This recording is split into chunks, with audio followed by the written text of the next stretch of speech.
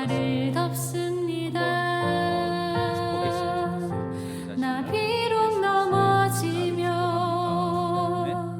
예수 그리스도의 이름으로 나를 축복합니다. 아멘. 주 내 안에 축복하는 거하며 것들이 나를 붙드시니 중요하다. 내 생각을 정말 이 축복하는 것들이 실제가 주께로 되면 돌리고 깨닫습니다. 주시는 평강의 옷을 입습니다.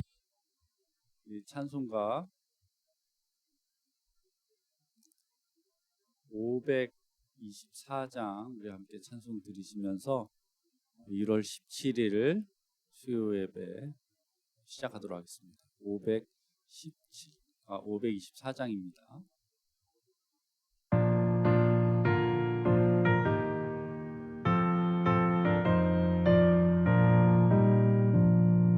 갈 길을 밝히 보이시니 주 앞에 빨리 나갑시다. 우리를 찾는 구주 예수 곧 오라시네. 죄악 벗은 우리 영혼은 기뻐 뛰며 주를 보겠네. 하늘에 계신 주 예수를 영원히 섬기리. 우리를 오라 하시는 말 기쁘게 듣고 순종하세. 구주를 믿기 지체 말고 속속히 나가세. 죄악 벗은 우리 영혼은 기뻐 뛰며 주를 보겠네. 하늘에 계신 주 예수를 영원히 섬기리.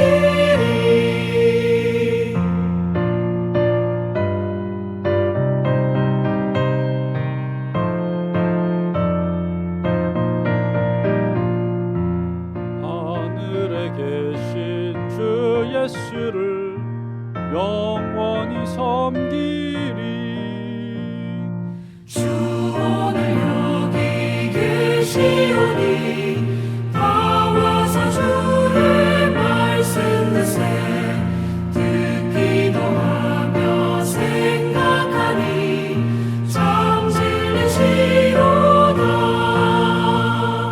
죄악 벗은 우리 영혼은 기뻐 뛰며 주를 보겠네. 하늘에 계신 주 예수를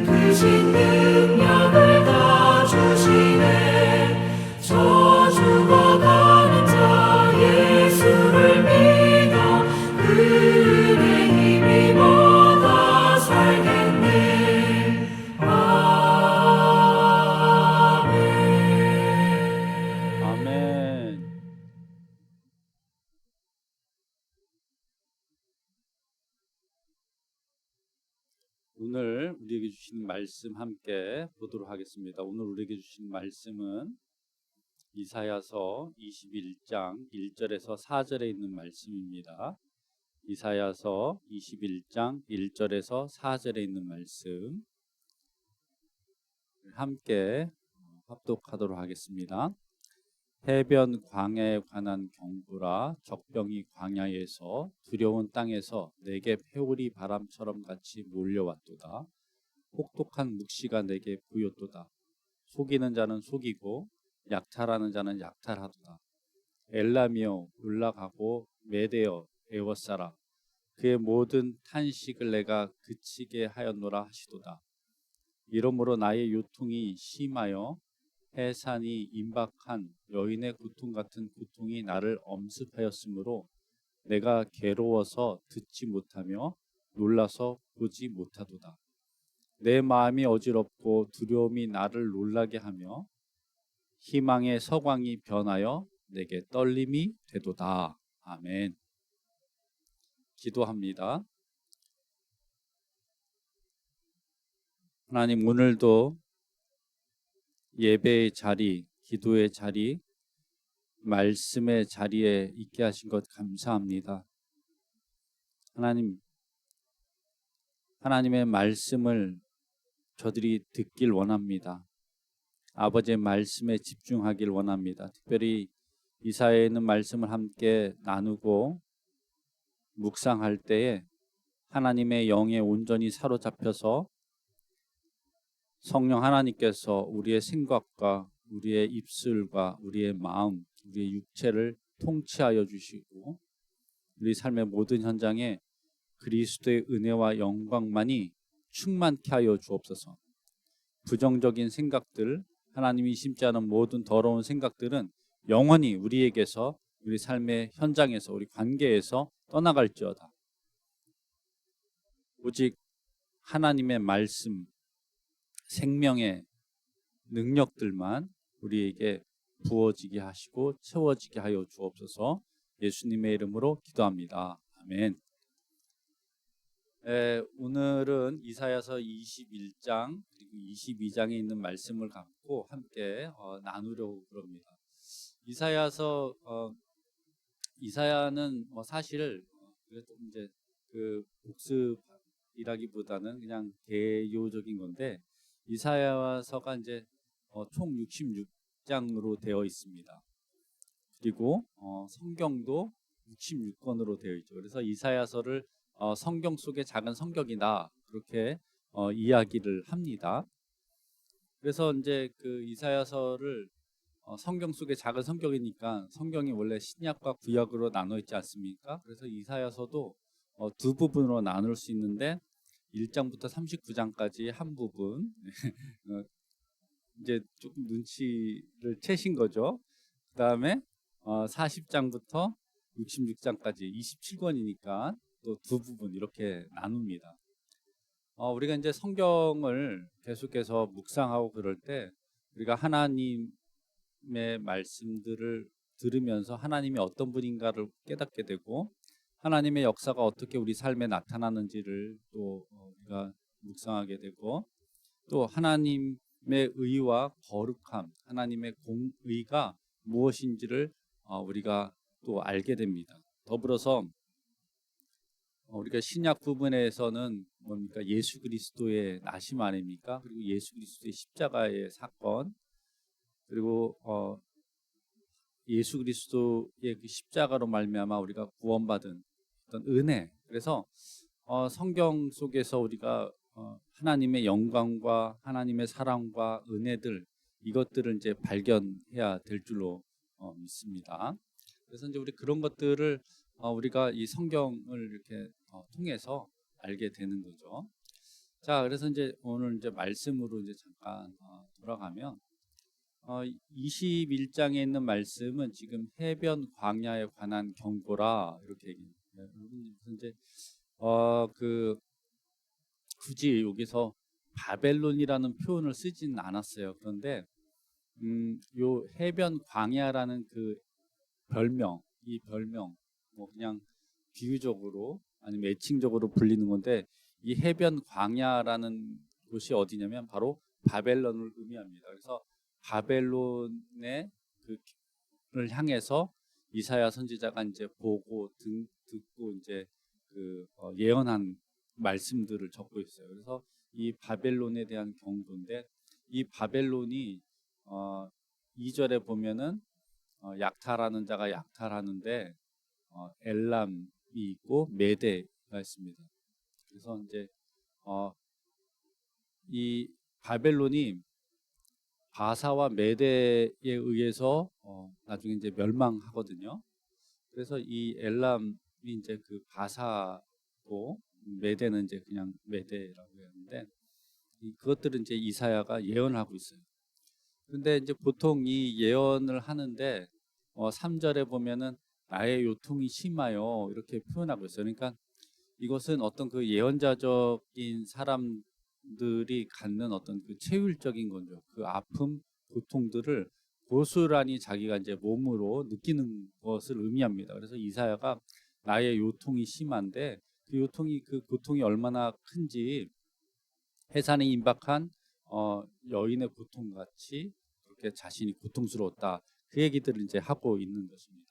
그래서 멸망하는 것들을 이렇게 본 거죠. 미리 이제 예언적인 그 예언자적 이건 이제 하나님이 보여주시는 건데, 그 고통들을 보니까 그 정말 바벨론이 멸망하는 것들을 보니까 뭐라고 표현하고 있냐면, 내 마음이 어지럽고 두려움이 나를 놀라게 하며 희망의 서광이 변하여 내게 떨림이 되도다.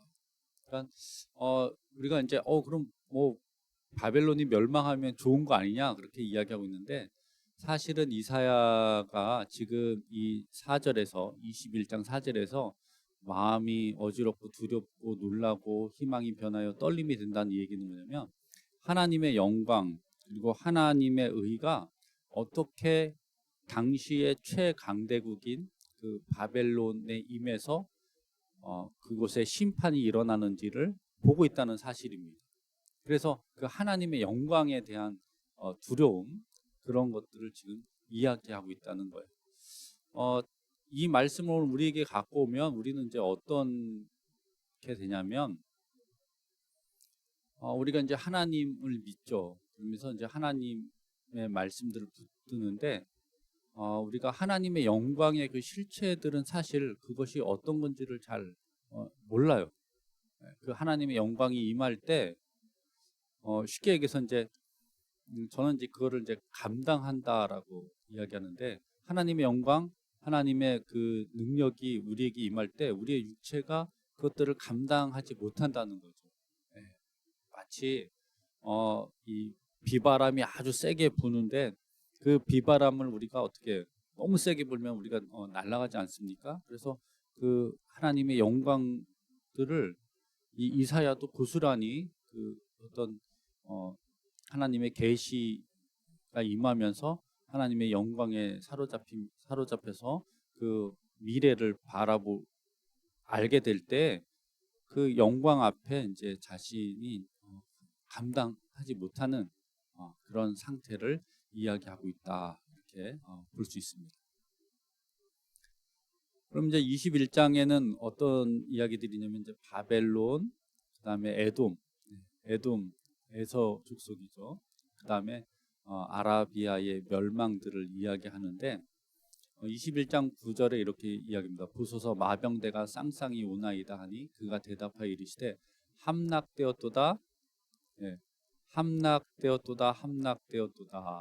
바벨론이요. 그러니까 이제 지금 바벨론의 멸망을 이야기하고 있고, 그들이 조각한 신상들이 다 부서져 땅에 떨어졌도다 하시도다.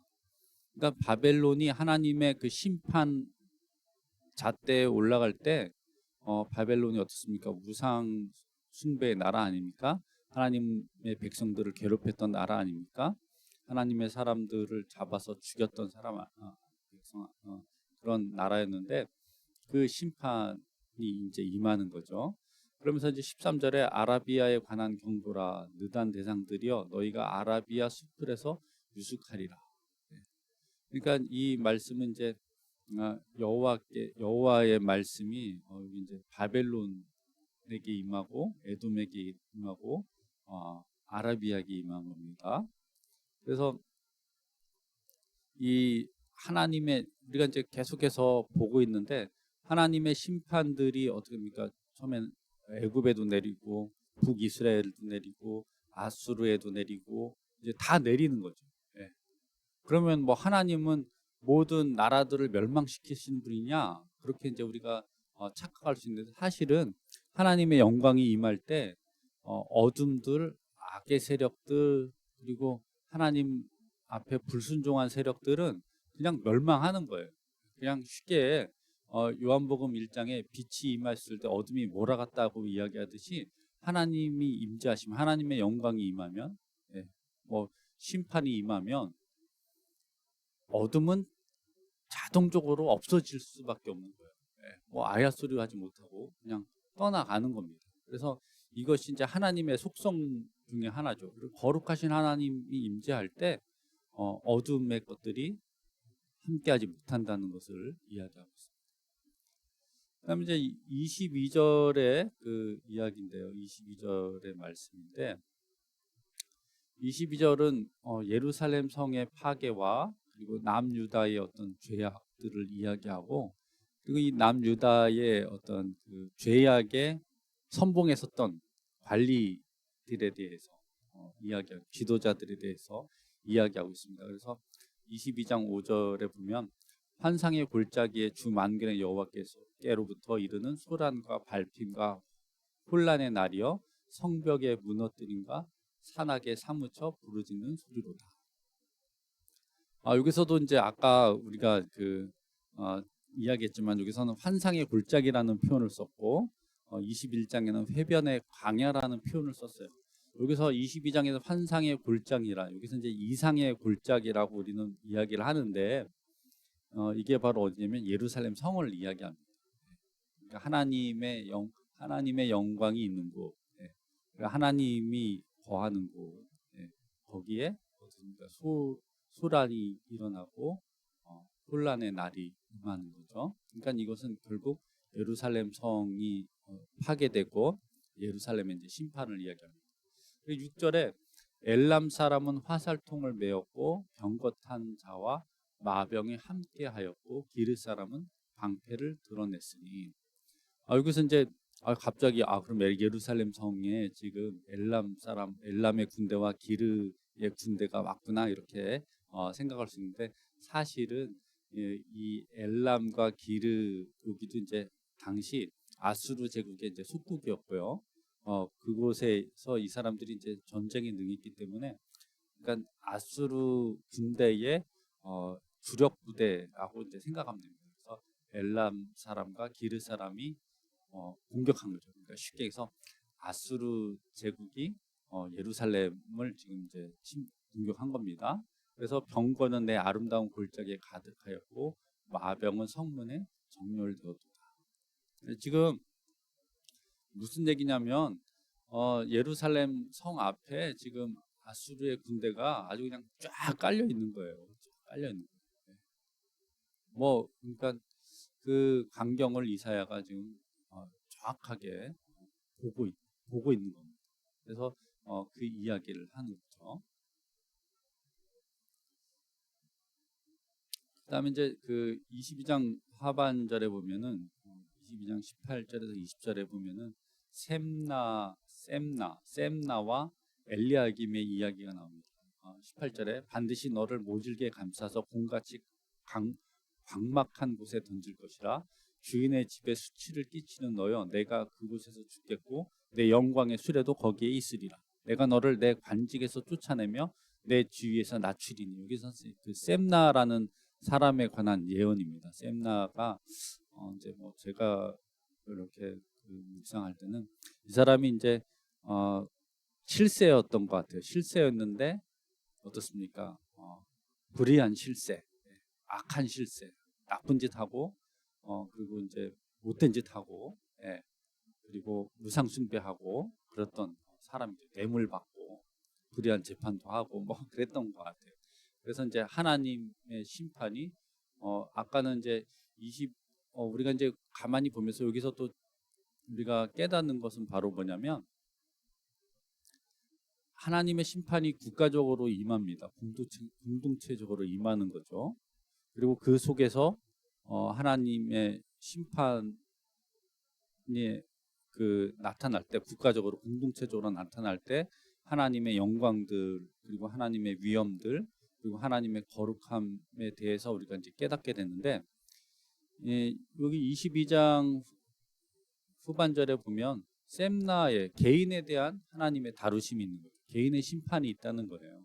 예. 그러니까 공동체적 심판 가운데 또 그 속에 개인의 심판이 있다는 겁니다. 그래서 이 여호와께서 사람을, 아까는 이제 그 나라들을 다스리셨는데 지금은 사람을 다스리신다는 거예요. 사람을 어떻게 다루시고 심판한 이야기들을 듣고 있습니다. 그래서 이 셈나가 내가 너를 내 관직에서 쫓아내며 내 지위에서 낮춘다. 그러니까 관직에서 쫓겨내는 나는 겁니다.